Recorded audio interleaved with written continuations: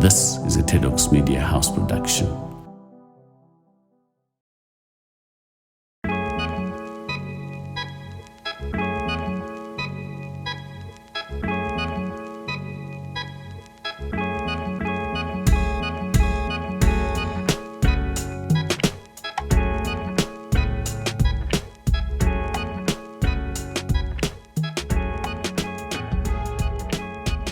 Bryan, thank you so much for doing this interview and for giving me your time and for allowing me to bug you.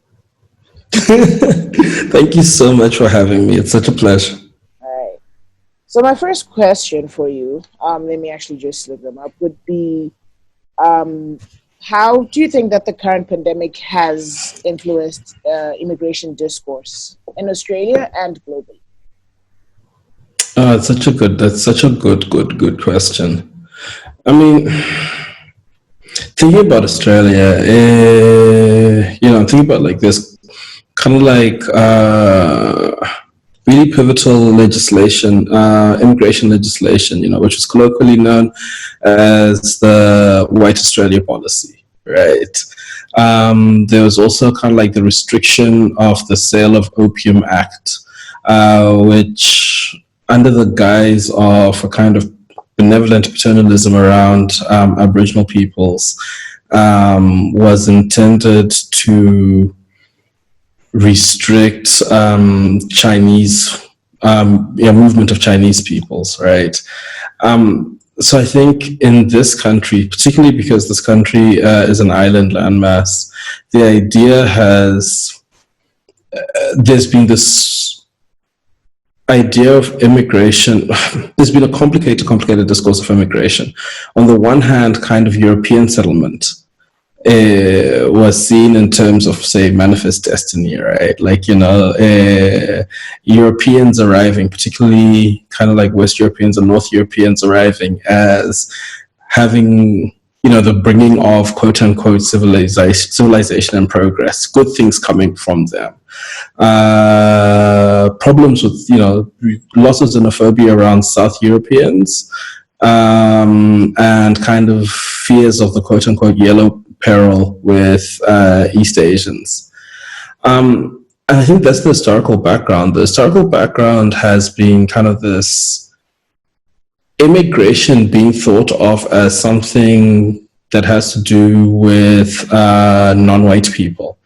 And so when white people come, they're not immigrants, they're expats, and good things come with them. When Asians and later Africans come along, we're deemed as problematic, particularly in terms of harboring disease. There's a conflation of the racism and the racist fear around certain groups of immigrants is often couched in the language of sanitation, of protection from disease, of quarantine. And you can imagine in this moment with COVID, particularly with the kinds of narratives around Wuhan, the kind of racist tropes around what Chinese people eat. And there's parallels, say, with not so long ago fears of Ebola in North America.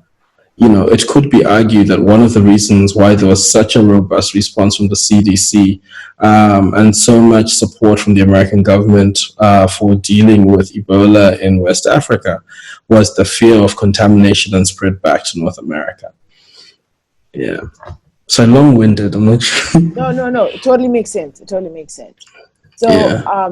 You also mentioned something about how this has its origins in Aboriginal communities. How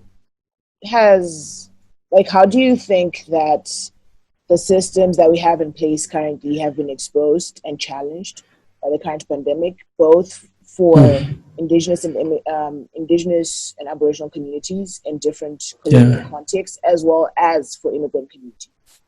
That's a great, yes, and I'll focus on like healthcare systems, because you have experience as well as a medical doctor and Yeah. understand how this work works. So That's a wonderful question. So again, I'll start in Australia and then move out. In Australia, it's been really interesting. I mean, like Aboriginal communities, Indigenous communities have done an incredible job. So they were like really early, before there was a government response. Indigenous communities had already put in place measures to protect and look after Aboriginal and Torres Strait Islander people within their communities. And there was Chelsea Bond is an Aboriginal colleague. She's a health humanities expert. And a few times she said it shouldn't surprise us that, the oldest living culture in the world knows a thing or two about protecting its inhabitants, its people from health crises, right? So there's been kind of like just a robust response and efforts from those communities. And prior to the pandemic, I mean, a long time ago, Aboriginal and Torres Strait Islander people in Australia recognized how difficult it was to get equal treatment within the Australian healthcare system, and set up essentially a parallel health system, the Aboriginal community controlled health sector. It doesn't do everything that the mainstream health sector does, but in terms of primary healthcare, does an incredible job. And on the basis of that model, and on the basis of kind of like a logic of, I would think, kind of like the outworking of self-determination, this sense of communities feeling that if they don't look after themselves, no one else is going to, so they do. On the basis of that, there was a faster response and a more agile response to COVID from those communities than there was from the state at large. For the rest of the population that's kind of been exposed to, that's subject to the mainstream health system, again, the numbers in Australia have been really small. We've been incredibly fortunate. So it's not clear what the picture is here, to be honest. But we can tell from the United States and, in the rest of the world, really predictably, there are certain communities that are at the brunt of social policies, and that kind of deal with the cumulative weight of policies in a system that's stacked against them. And kind of belonging to a community where you're at the confluence of all of these things working against you means that when something like COVID happens, you are incredibly susceptible. And so it hasn't been surprising that Black and Brown communities, members of Black and Brown communities, have been disproportionately affected by COVID. And I think about, and this is kind of like African American, in the US, African American communities, Latinx communities, Native American communities, and again, in terms of self-determination, there's been interesting reports about things that the Navajo Nation, for example, have been doing amongst themselves, to try and kind of curb the spread of COVID-19, but almost having to work to swim against the current, as in, having to fight the state in order to be able to take the actions that are necessary to protect themselves. And there's interesting parallels between that and the sort of Black Lives Matter protests that we see. And I think those protests can be understood as kind of Black communities doing something similar, right? Feeling a need to push back against the state and fight the state in order to try and get the kind of to get the resources necessary for communities to look after their own members, because the state kind of consistently fails certain groups of people. Yeah. So you talked about, how Black and Brown communities are affected in terms of like they potentially actually do face the brunt of pandemic. And Yeah. But then there's something that I would also like to just get into, which it would be interesting to think about. Literally, for example, in the case of the UK, right, the NHS is held together by mostly immigrants, if we look at the stats. What do you think of that dynamic? And, you know, what would be great for us to see improve during this pandemic, and post-pandemic, how can that dynamic be, be improved, and how can the system, I don't know how I can finish off this question really, but how can the healthcare system, I guess in any other system that takes in so many immigrants and yet continues to grow, change? Yeah, that's a wonderful question. And you know, the problem when we talk and think about the healthcare system, I think often our field of view is too narrow. And what I mean by that is, so within the pandemic, the people who I've been most grateful to have been shelf packers and tellers at supermarkets. Because yes, you know, like the nurses and the doctors are essential to public health, but if the supply chain breaks down, if we can't have fresh fruit and vegetable and meat and kind of like starch available, what that'll do to, in aggregate terms, to the health of the population will be catastrophic, right? Bus drivers, you know, essential players in maintaining the health system, even though we don't typically think of our bus drivers as pivotal parts of the health system. And you know, you keep going backwards. You could be like, you know, the people who are working in the agricultural industry, the fruit and vegetable pickers, like, you know, people who work in meat processing industry. All of these people, you know, like play a pivotal role in maintaining public health. And the less glamorous the jobs get, the more they are staffed by immigrants and by people of color, right? And the problem is contemporary Western society has this valuation that's there. Like, I think we naturalize the social hierarchy.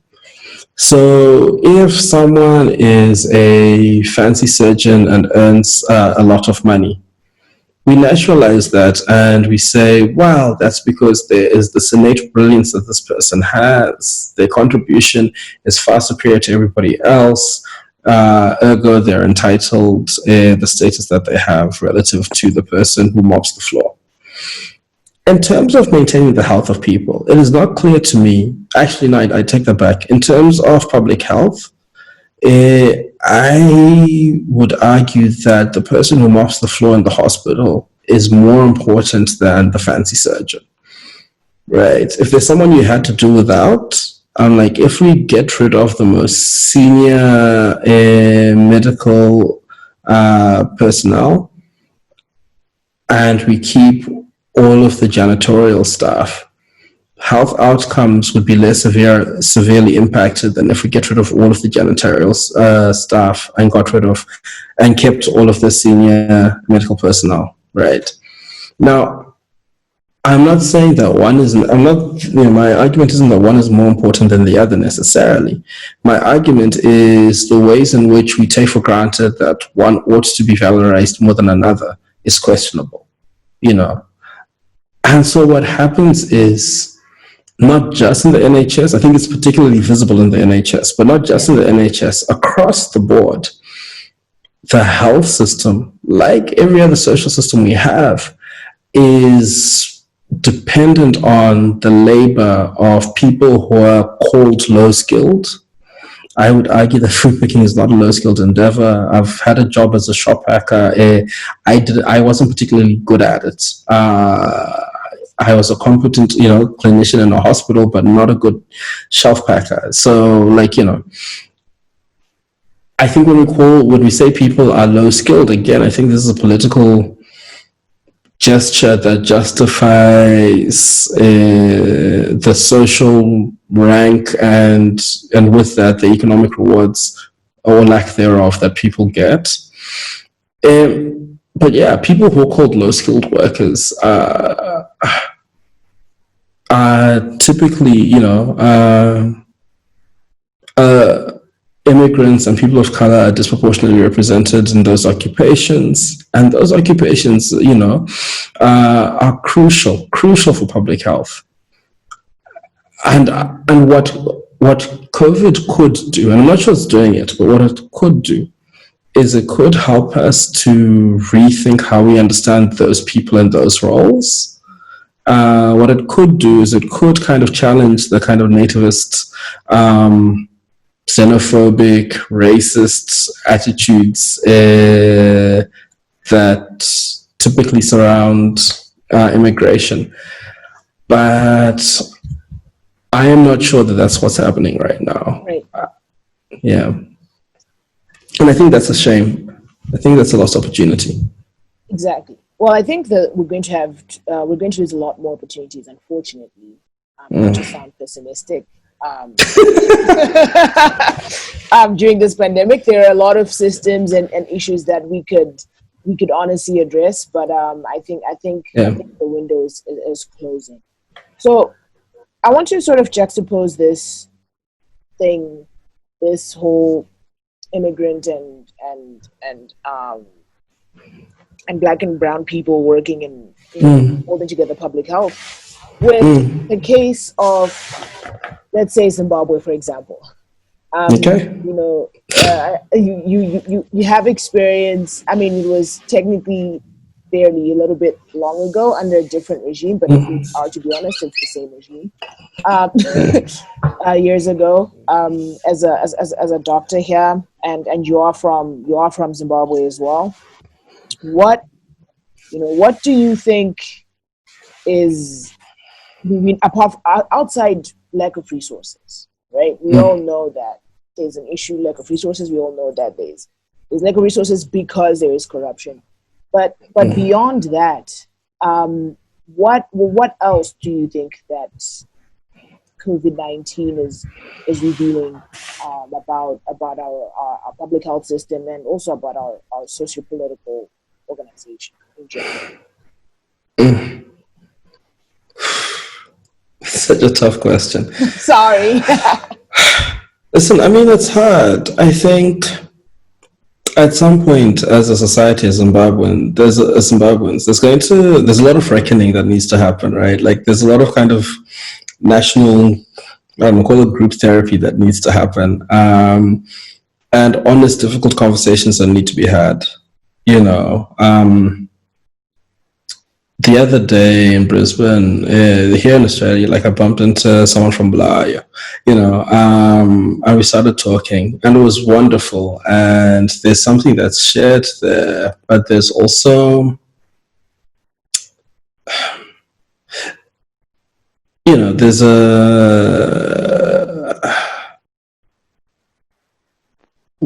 we have historical and also ongoing, let's call it ethnic strife that we need to work through, and that we need, as a society, that we need to think through, which is one of many. And another thing another kind of, line of division is those who have remained and those like me who are in the diaspora. And there's a sense in which it's easy in the diaspora to critique, and there's positions and stances and things that I did when I was back home over a decade ago that, from my vantage in the diaspora, I'm almost horrified at. But they're different worlds, and I just want to start by acknowledging that, right? Like, in everything that I say, I'm cognizant of the struggles that people have at home, and I'm cognizant of how kind of easy it is to pontificate from the comfort of elsewhere. Having said that, distance gives distance can often kind of give a useful perspective. And so hopefully that's the way in which these remarks will be taken. So my first thought is that, for a very long time, Zimbabwe was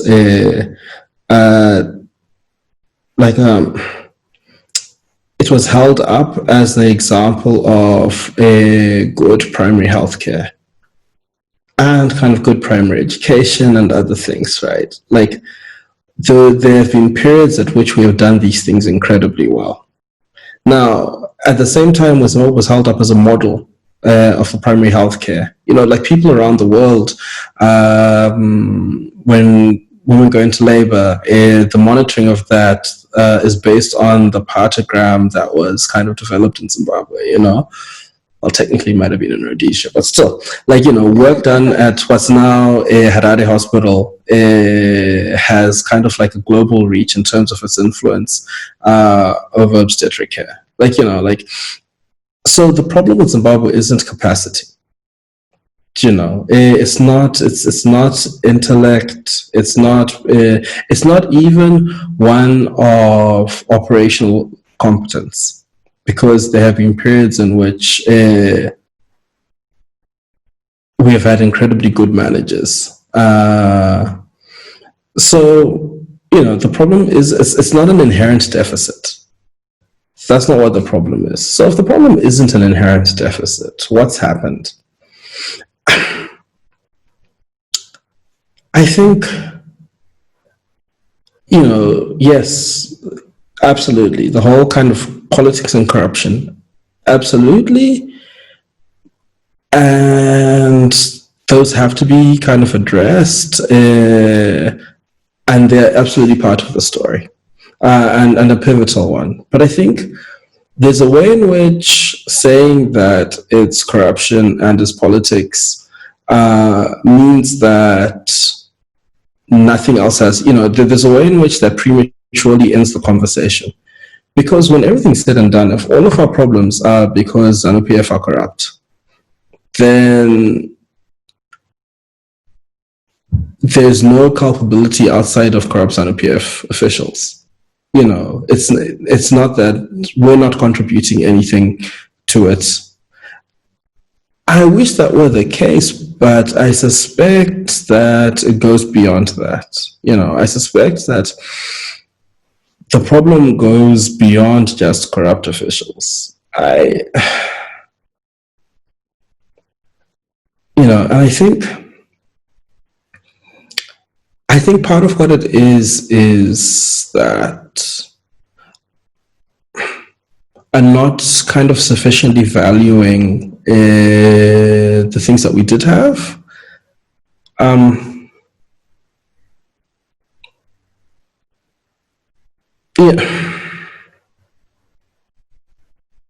Yeah, does that make sense? Well, so you when you say not sufficiently valuing, do you mean? Because the argument could be made, right, that once there is a change in power, or somebody comes in and tries to change the system, it is hard for certain practices to be maintained, right? True, but absolutely. But I think the fallacy that worries me is that once the system comes to an end, all of the problematic practices will end with it. So I had a difficult conversation with a really good friend when people were supporting the non-coup coup. Yeah. And I asked my friend, why are you celebrating? And he's like, it's a new day. And I said to him, I was like, this is an internal squabble. This is a lover's squabble. Like, when everything is said and done, it's the same organization fighting amongst themselves over who should be in charge. The expectation that things change as a result of a changing of the deck chairs in one party, it doesn't make sense. It never made sense to me that people thought that things would be different. Right. Right. And I think we there's a fatalism that we have where we place too much on what the person on top can determine, and not enough, and I don't think we take seriously enough kind of the agency of the people beneath the person on top. So for example, you work in a hospital and the administration is corrupt, and certain corrupt practices are accepted within that hospital. The question for the individuals working in that hospital is, like, to what degree do they participate in that same corruption, or to what degree do they kind of, within the bounds of what's possible and what's practical, do something different, right? So I'm not saying that the person in charge isn't corrupt. I'm not even saying that they're not who's primarily responsible for things being the way they are. But what I am saying is that Zimbabwean corruption doesn't just exist at this kind of upper level. It runs further through society than I think we're willing to countenance. And so, and like little things, right? If when confronted by the police officer,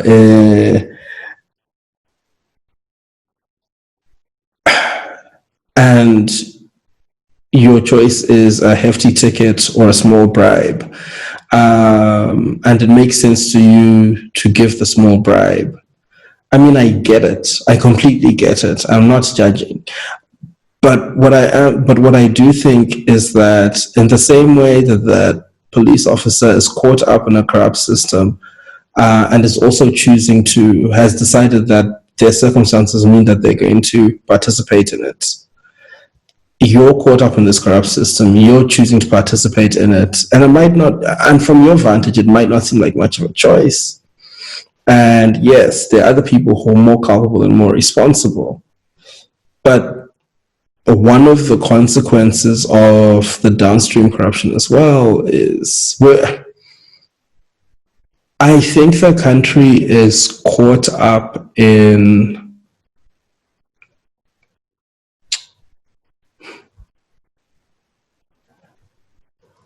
I think the country it's funny. I think Shona actually captures this better than the English does. But I think the country is caught up in a culture of worry.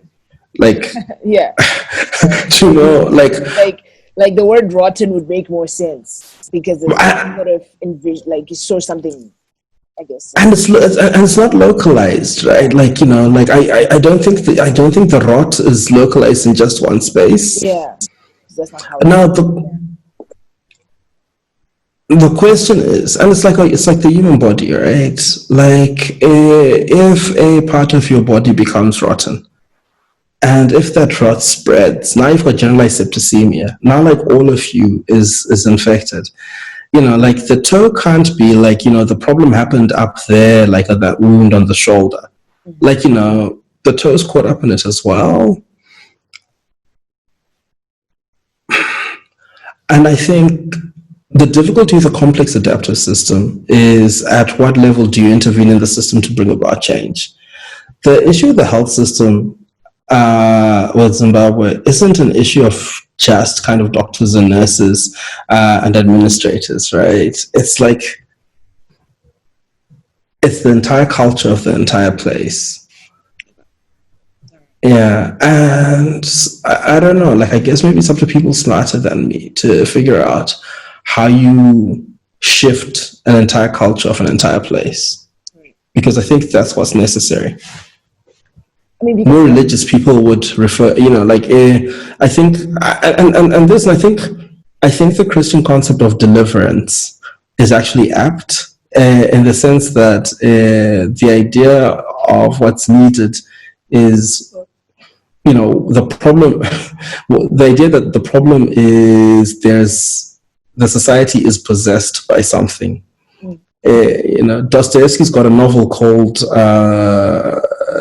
The Devils or Demons, depending on the English translation, that looks at something similar in in Russia a long time ago, right? And the idea that what's necessary is kind of like the social deliverance. There's something in that, I think. That's interesting, because right now we're having, I don't know if you know about the kind of political healthcare scandals in the country about Yes. donated / stolen / COVID, help with millions of dollars. And then nurses and doctors in public hospitals went on strike because, one, they weren't being paid enough, but also they actually didn't have materials to do their work with. And it just seems like COVID is exposing. I mean, nurses and doctors have been going on strike for as long as I can remember. Me too. Right. But it seems like right now it's just exposing a lot more inefficiencies in our society. And what's interesting is that you talked about how essential workers are, people in the stores, people, Yeah. And when you go around in some places, the lack of safety measures is actually quite interesting, and sort of and scary to see, and just how, and the rhetoric around the disease and around the pandemic, just people not knowing what's going on. Some saying it's not true, some saying it's only in vitro news like me. It's a mess. I think it's a mess. I think our public health system on an operational level, as in hospitals, etc., and public health system as in on the entire socio-political level, definitely needs an offering. I was just asking that question just so that we can transpose, what you talked about. Yeah. But can I jump on that quickly? Yeah. Do you know, I mean, like, the thing is, one of the things about COVID, one of the ways in which it's a leveler is, like, so in this part of the world, it's like, when people are, no, there's a way in which, like, this part of the world, when people, like, say when Ebola happens, there's a big Ebola pandemic, people are like, and the truth is, they're like, it's just Africans. Honestly, like, when everything's said and done, I think that's what they're thinking. Yeah. The thing with COVID is, even though it disproportionately affects certain groups of people, it's still too close to home. It's still so much of a threat to your, middle class white professional, that there's been this, national panic, and we need to do something about it. There's an interesting parallel, I think, with Zimbabwe, because, again, let's be honest. Sisi Wanoshanamba isn't culturally valued, isn't seen for the most part as having the same intrinsic worth as the Minister of Finance. We live in a society, and I think it's part of a colonial hangover, where because someone works in a garden, even if they're an old man, they can be called Mukomana Shandam, Right. Such colonial language as well, right? Because right, old boy, right. Yeah. I think one of the things that kind of COVID shows up in a Zimbabwean context and context like ours is the consequence of not valuing people. Because if the health and well-being of the most marginalized people in society, of the poorest, of those folks for now called the wretched, of the damned of the earth, he didn't even say wretched of the earth, that's a translation, that's a mistranslation, he said the damned of the earth. Yeah. If the well-being of the damned of Zimbabwe was taken seriously, if it had consistently been taken seriously, if the education of the damned had been taken seriously, if the working conditions had consistently been taken seriously, what we'd have in place are the sorts of kind of structures. And I think we'd have built an economy in such a way that we wouldn't today now have to pretend to be. because today the health and well-being of the damned is taken seriously insofar as if it's not, then the supposedly important people are made vulnerable, right? Yeah. And I think what it shows is the limitations of an approach to public health that says public health is important insofar as it keeps the well-off safe. Because had adequate measures been taken following the cholera outbreak, and all cholera is a sign that the systems are falling apart, right? You know, had the state, had the government response, the national response been that it is unconscionable that people in this day and age live in a situation where there is open raw sewage in the equivalent of their front yards. Let's get in the Army Corps of Engineers to deal with this as their primary priority. You know, if that had been the attitude, then I think by the time that COVID comes around, we'd have robust mechanisms in place to address it. Because that isn't the attitude, you know, because the attitude is like, well, let's maybe get in a vaccine, and, you know, more well-off people have their own boreholes anyway, and they'll boil their water, so it'll be fine. Because there's a kind of like this, that disregard towards the least well-off in society, we have a situation in which, you know, like the situation today, I think, is a natural consequence of that disregard going backwards. Okay. Interesting. Sorry, I'm just thinking about it. All right. I'll jump to something else now, which is which you talk about quite a bit, which is medical ethics. What challenges are we facing now during the pandemic? You know, during the pandemic, how can they be addressed? And how can we create something that, you know, can be referred to in the future, I guess. So, both in terms of practice, I think a lot of people talk about practices in how do you know who gets a ventilator, etc. But also just in terms of, I guess, when we think about medical racism, etc. Things beyond that. So what challenges are we facing now? What's the pandemic showing, and how can we create something that we can refer to in the future? Brilliant. That's a great question. I mean, the biggest thing the most immediate thing that happened in the wake of COVID, especially given the rates in Italy, was the recognition that the resources that even rich governments have at their disposal might not be enough to deal with all of the cases, right? So it's like if in a situation where there isn't enough, and again, a place like Zim, we know all about that, right? But in a situation where there isn't enough, how do we decide who gets what? What's a just way of distributing things? And then what happened was there was a recognition that some of the formulas, some of the ideas, the theories, the programs that have been in place, while they were assumed to be objective, actually privilege certain groups of people over others. You know, because, you know, so take medical racism, right? Like the fact that people of color, Black people, tend to have more comorbidities, which means that if it's like this Black person or that white person who gets the ventilators, that's likely to be the Black person.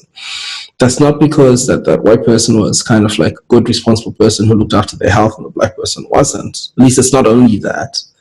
It's that one person's social circumstances make it so that they're carrying a disproportionate burden of kind of like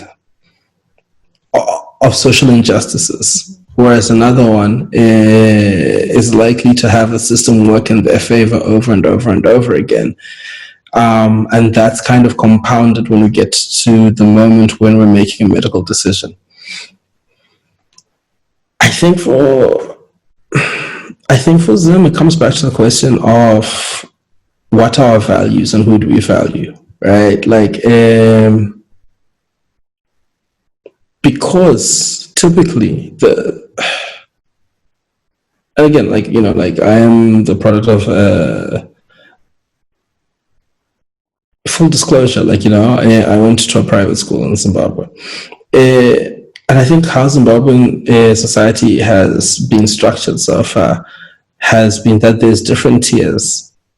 You know, like everyone knows that the education that you receive at the top private schools is going to be different from the education received at the least well thought of rural government schools, right? I think at best that's understood as unfortunate, but I think for too many people anyway, that's not understood as an injustice. You know, and even amongst the government schools, like everyone knows that to go to PE is different to go to my in my user class. People will joke about you know, the quality of education at PE and the quality of education at Senyoka are going to be different. And again, for the most part, for most people, that's not understood as an injustice. So we've naturalized inequality. And because we've naturalized inequality, I think we naturalize the fact that some people are more likely to end up dying than others. And when the people, you know, there are some people for whom we take death to be the natural outcome, and for others when we take it to be a tragedy. You know, and again, I think this is conventional wisdom. I'm not saying it applies across the board by any means. And there's, you know, wonderful people doing wonderful work pushing back against this. But I think the challenge for medical ethics is the challenge of pushing back against that idea. The challenge of pushing back against the idea that the healthcare received by the Minister of Finance. And I just picked that as a random example. I don't even know who the current Minister of Finance is. But the healthcare received by the Minister of Finance ought to be different to the healthcare received by the person who works in his garden or her garden, depending on who the Minister of Finance is. I don't know who they are. Does that make sense? So it's kind of like, how much is a human life worth? You know, like, do we actually take seriously the idea of of there being something kind of intrinsically sacred about a life? And I think the greatest tragedy of Zimbabwe post maybe the mid-90s is, along with inflation, there has been kind of like along with the devaluing of kind of like, you know, the Zimbabwean dollar, there has been a devaluing, I think, in the minds of people about the intrinsic worth of at least certain kind of lives, the lives of certain groups of people. And while I think the people in power bear the brunt of this because they're in power, right? With governance comes responsibility.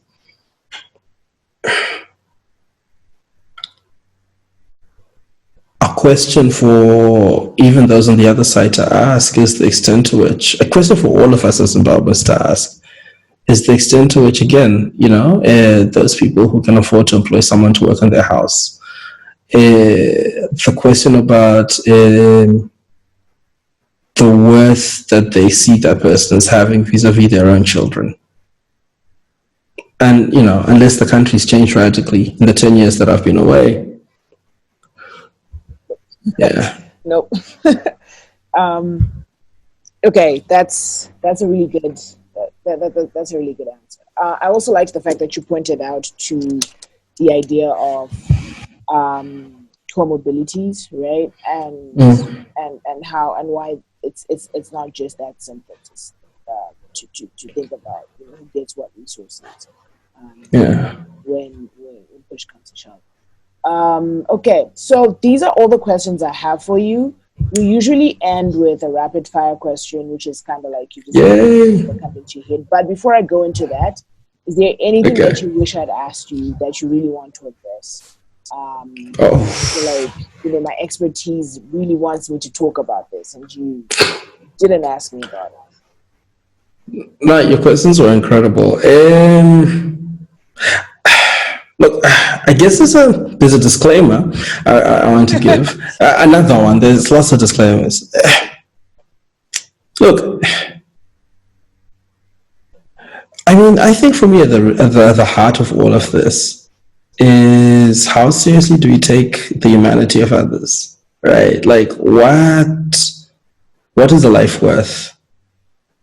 And how seriously do we take that life's worth? I think there's an interesting set of questions, and I don't think I'm the, you know, like, I think there are other people far more qualified than me to answer these. For me, these are questions. But I think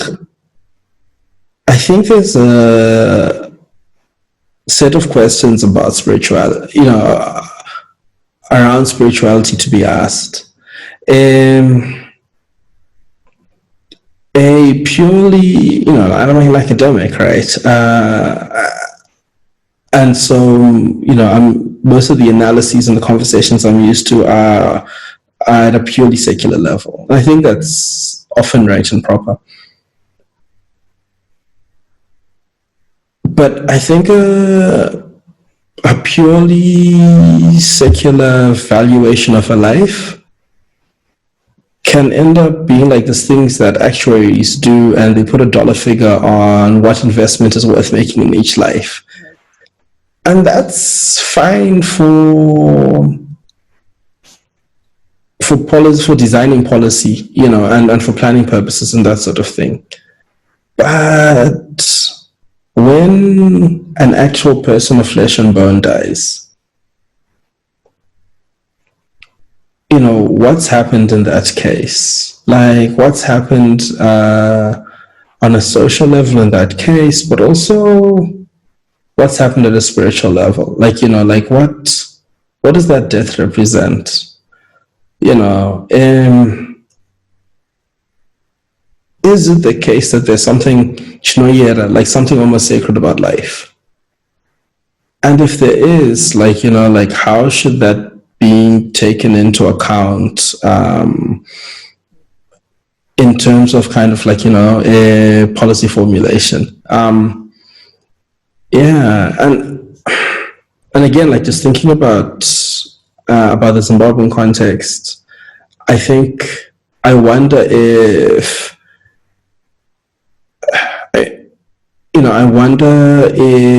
kind of ideas of the sacredness of life, or, you know, like things like those, if they were taken seriously, if that might have quelled the degree of political violence that's been seen over the years.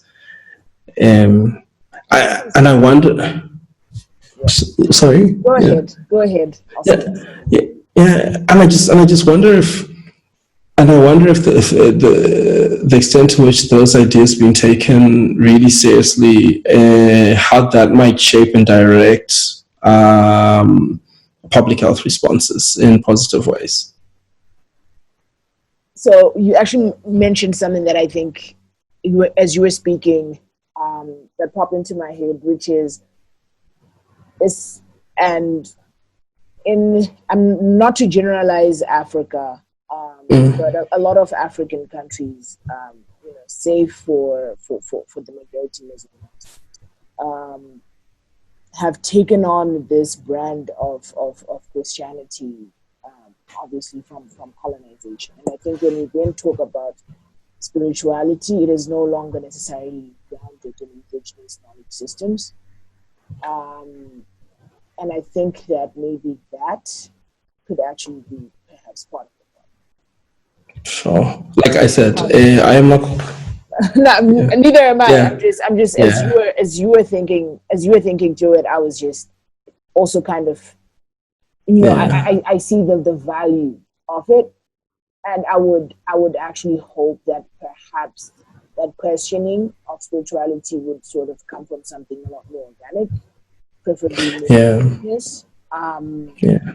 But I do see where the value. I see a value of both. I see a value of a balanced hybrid as well, perhaps. Yeah. But for me, it's almost kind of like I'm almost agnostic, like in the sense of, well, I don't know that that's true actually, but I think like I mustn't lie. I think for me, there's something about the sincerity. I think part of it is about sincerity, right? Like, so there's this interesting thing. I mean, like, I'm fascinated by how Christian rhetoric, the YouTube clips that I watch and so forth, how Christian rhetoric is infused in politics. Mm-hmm. I am fascinated by the fact that the state calls for a day of praying and fasting. Fascinated by it. Now, kind of, again, not my, I'm not a religious scholar. I'm not a minister. But my understanding, based on my reading, for example, like when, like the Hebrew prophets call for days of, called in the Old Testament for days of like prayer and fasting. This is kind of linked also to an injunction to end oppression, to pay particular attention to the parentless, to the orphaned, to the destitute, and so forth. Like, there's a whole range of things. End on fasting, yeah. And there's a kind of like, I guess, the whole idea of deliverance we're talking about earlier on, and about ward and about rot, like, those calls in the kind of proper religious context had to do with working towards kind of beginning that process of social deliverance, I guess, right? And so for me, it's like, if there is an earnest, if the kind of spirituality or religiosity that's been espoused by politicians and governors across the board, if it were earnest, then there would be a social programmatic that would follow it. Instead, it's kind of like Trump deploying the military to disperse peaceful protesters so he can hold a Bible outside a church. It's performative, but it's not. There isn't any kind of earnestness, and there isn't the social program that follows it. I also imagine that with kind of like traditional spirituality and beliefs, I imagine that those can also be deployed in just a performative way as well. So in both cases, I'm like, it's an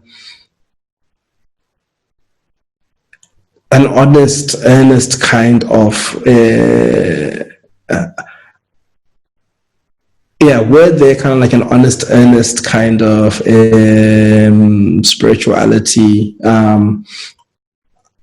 I think that would be a fascinating kind of. I think I think that would be fascinating. But I don't. I'm far away, so like I'm not qualified to say. But like, yeah. All right, that's fair. Okay, so you ready for the last 3 questions? Yes. Okay, so what activity are you doing now during the COVID-19 pandemic that has been an addition to your routine or life? I can pick 2. Let's go with gardening. Oh, wow, okay. Yeah. Why are you gardening? I live in a small apartment, so it's a balcony garden, but kind of like things like tomatoes, Nice. Little plants, herbs. There's something about nurturing and growing things and seeing that green. That Actually, I'm doing that myself too, actually. Yeah. But mostly because I'm bored and. Yeah. All right. In a perfect post-pandemic world, what's the first place or activity you would do? Okay. Okay. I'm just not going to be shy about being judged. I swim very badly. Like I'm a terrible swimmer. My son, when he was a baby, saw me swimming once, and he wanted to dive in to save me. It's embarrassing, but it's also, like, because I swim badly, when I'm swimming, I'm focusing on my breathing, I'm focusing on the position of my body. I'm not thinking, like, normally my mind just goes off, and I'm thinking about nothing other than kind of like trying to get my strokes right. And there's something really meditative and really calming about that. And I miss it, to be honest. I miss being able to go to the public pool and be able to do some laps. Very, very, very slowly and very badly, but it was very enriching. Okay. Yeah. The last question would be, what is one thing that has come out of this that you hope you either keep personally doing, or that you hope we generally as society keep? It's a good question. I've been asked about this before. I can't remember what the answer I gave, but it's probably changed. Yeah. The best thing about COVID, I think, is a reminder that we're mortal, that we're going to die, all of us. There's something about the accumulation of a little bit of capital that makes it so that you can forget for periods of time that you are mortal and you're going to die.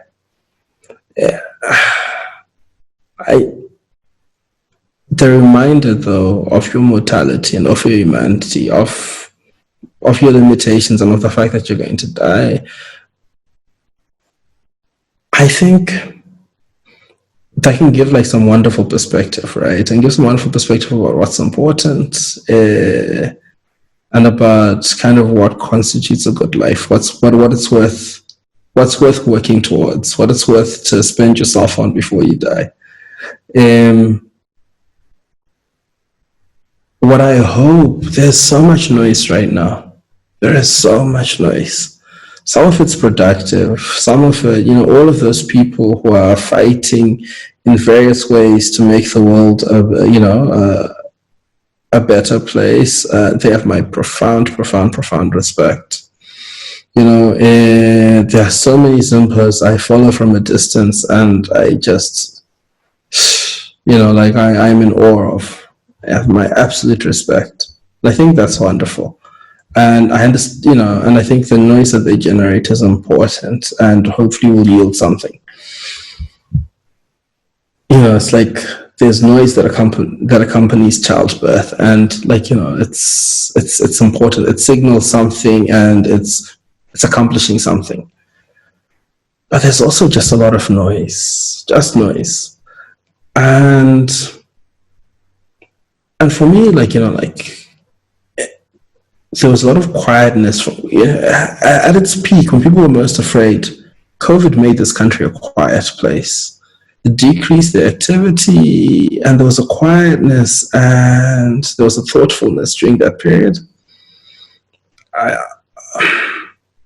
think my hope, the thing that I hope it leaves us is just to bring down some of that unnecessary noise, to contribute a bit more quietness and to help us ask and work through difficult, important questions like the ones that you're raising. All right. That's all I have. Is that it? So much. That is it.